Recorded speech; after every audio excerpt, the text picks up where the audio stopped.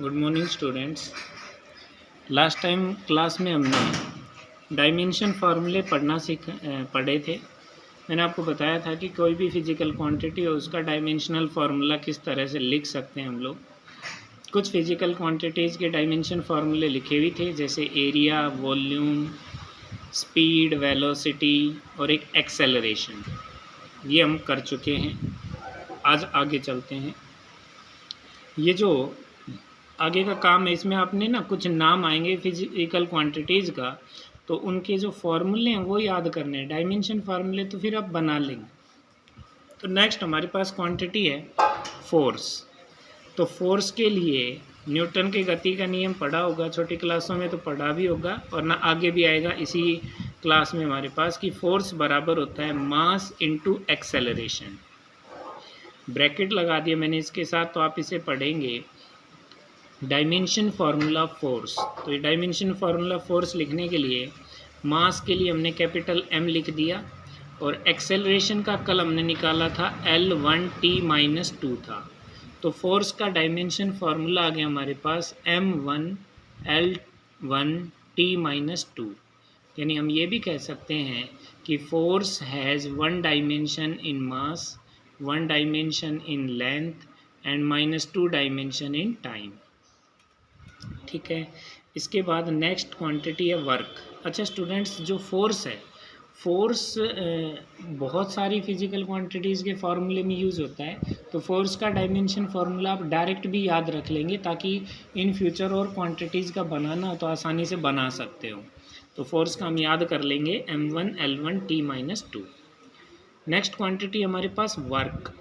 Work जिसे कार्य कहते थे, तो वर्क हमारे पास होता है फोर्स गुणा डिस्प्लेसमेंट। जैसे आपने 9वीं में पढ़ा होगा ना, कार्य बराबर है बल गुणा विस्थापन होता था। तो वर्क हो गया फोर्स गुणा डिस्प्लेसमेंट। तो ब्रैकेट लगा दिया, तो पढ़ेंगे डायमेंशन फार्मूला ऑफ वर्क बराबर फोर्स के लिए लिखेंगे M1L1T-2 और डिस्प्लेसमेंट के लिए लिखेंगे L। तो यहाँ पे हम देखेंगे M1 ही है, L और ये L दोनों गुणा होने से पावर 2 हो जाएगी, T की पावर -2। तो डायमेंशन फार्मूला ऑफ वर्क हो गया M1L2T-2। इसके बाद नीचे एक पॉइंट लिखा है मैंने, ये जो लाइन है ये आपको कई डायमेंशन फार्मूले याद करने में मदद करेगी। स्टार लगा के लिखा है, ये कहता है all physical quantities having same units also have the same dimension formula. इसका मतलब ये है कि जितनी भी फिजिकल क्वांटिटीज़ हैं जिनका डायमेंशन, जिनकी यूनिट सेम होती हैं, उनके डायमेंशन फार्मूले भी सेम होते हैं। ठीक है स्टूडेंट्स। तो जैसे हम जानते हैं कि वर्क और एनर्जी दोनों की ही SI यूनिट जूल होती है। तो वर्क हुआ, एनर्जी हुई। एनर्जी भी आपने पढ़ी है कि काइनेटिक एनर्जी होती है, पोटेंशियल एनर्जी होती है, हीट एनर्जी होती है।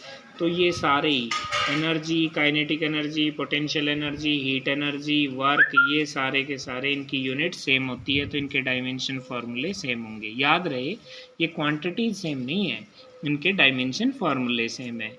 मैंने इन सब के साथ ये बड़े ब्रैकेट लगाए हैं, यानी आप पढ़ेंगे इसको ऐसे, डायमेंशन फार्मूला ऑफ एनर्जी बराबर dimension formula of kinetic energy बराबर dimension formula of potential energy बराबर dimension formula of heat energy बराबर dimension formula of work M1L2T-2। ठीक है।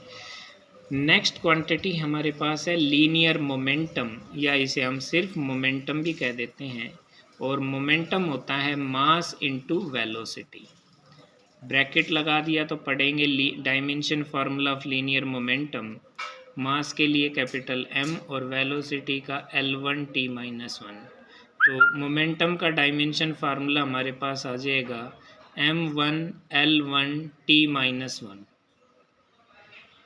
इसके बाद नेक्स्ट क्वांटिटी हमारी मास डेंसिटी, या इसे सिंपली हम डेंसिटी भी बोल देते हैं। तो जो डेंसिटी होती है वो बराबर होती है मास बटे वॉल्यूम। तो मास डेंसिटी बराबर है मास बटे वॉल्यूम। ब्रैकेट लगा देंगे, तो पढ़ेंगे dimension formula of mass density बराबर है, मास की जगह M लिख देंगे, वॉल्यूम की जगह L³ लिख देंगे। तो ये बन जाएगा M1L-3 T0। तो dimension formula of mass density आ गया m1L-3 T0। नेक्स्ट क्वांटिटी हमारे पास इम्पल्स।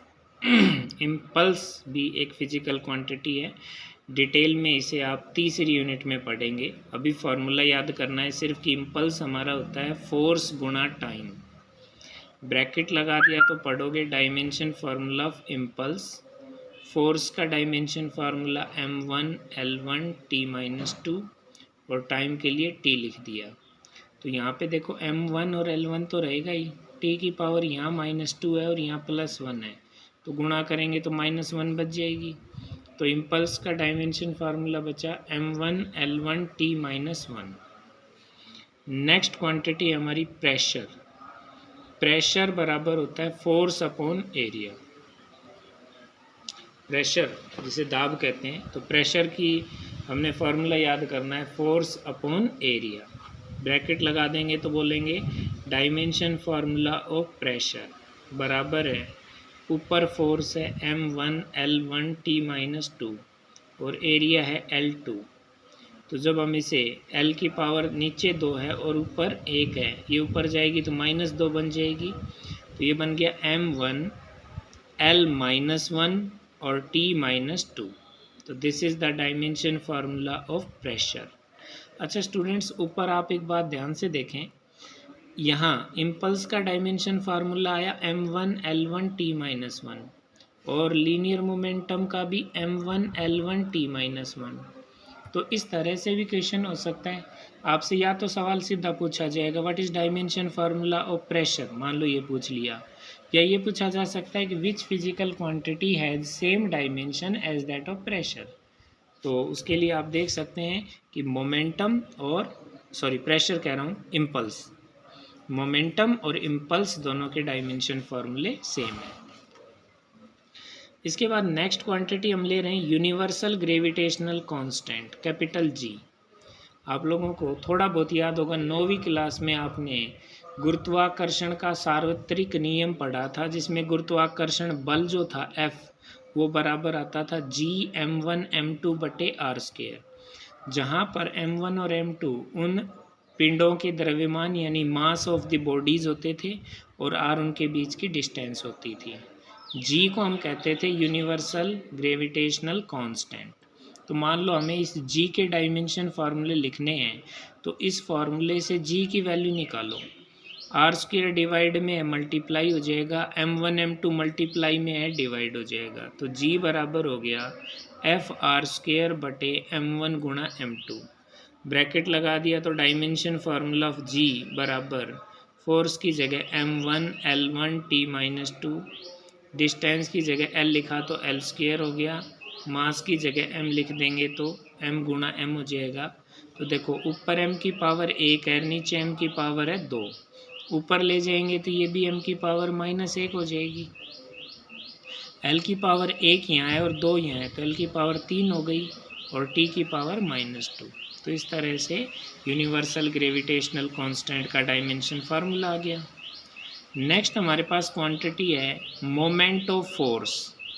मोमेंट ऑफ फोर्स या इसे हम टॉर्क भी कहते हैं, मोमेंट ऑफ फोर्स कह दो या टॉर्क कह दो, एक ही नाम है, एक ही क्वांटिटी के दो नाम हैं। तो ये बराबर होता है फोर्स गुणा डिस्टेंस। तो dimension formula of moment of force बराबर है dimension formula of torque, force का m1L1T-2 और डिस्टेंस के लिए L, तो m1L2T-2 आ गया। ये वही आया जो वर्क और एनर्जी का होता था ऊपर। ठीक है स्टूडेंट्स, तो अच्छे से आप इस वीडियो को देखेंगे, अपनी नोटबुक में लिखेंगे और प्रैक्टिस करेंगे। स्टूडेंट्स, मैं आपको एक YouTube चैनल का लिंक शेयर करूंगा, जिसमें अभी तक की हमारी 4, 5, 6 जो भी क्लासें हुई हैं उन सारे के वीडियो आपको मिल जाएंगे, जितनी बार आप चाहें देख सकते हैं। Have a nice day.